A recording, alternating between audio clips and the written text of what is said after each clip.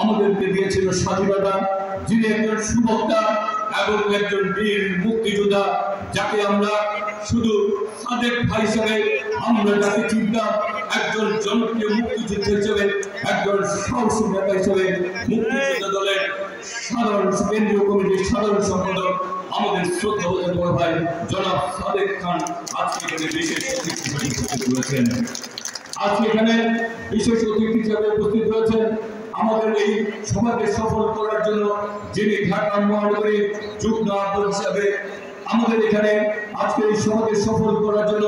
যিনি আমাদের মাঝে উপস্থিত রয়েছেন সঞ্চালক হিসাবে,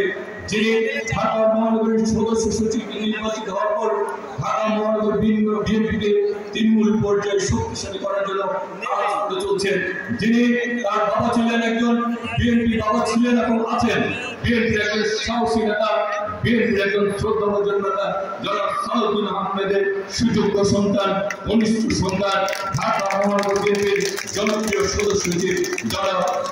তানভীর আহমেদ নবীন আমাদের মাঝে উপস্থিত হয়েছেন। আমরা আজকে এখানে উপস্থিত ঢাকা মহানগর বিএনপির সদস্য সচিব যারা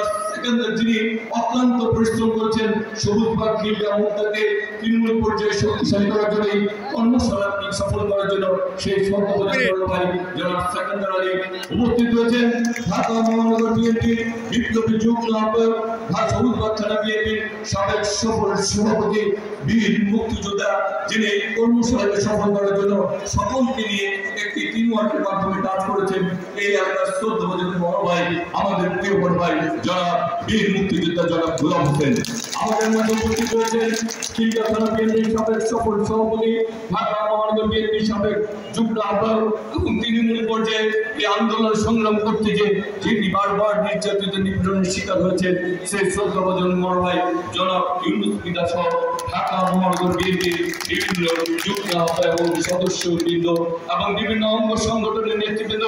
যাদের নাম আমার বলা উচিত সময় স্বল্পতার জন্য তাদের নাম বলতে পারছি না বলে আন্তরিক ক্ষমা এবং দুঃখ প্রকাশ করছি। কারণ আমি বিশ্বাস করি তাদের আন্দোলন সংগ্রাম এবং রক্তক্ষয় এবং তাদের ত্যাগের কারণে আজকে স্বৈরাচারী হাসিনার পতন ঘটবে, আমরা একটি নতুন বাংলাদেশ পেয়েছি। আমি সেই সকল নেতৃত্বকে আজকে এখানে সম্মান জানাচ্ছি এবং তাদের প্রতি কৃতজ্ঞতা জানাচ্ছি।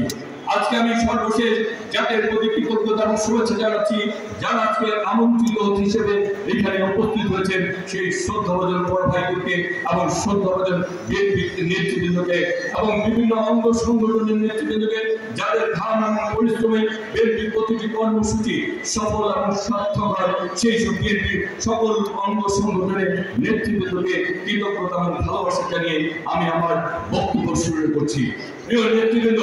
বক্তব্য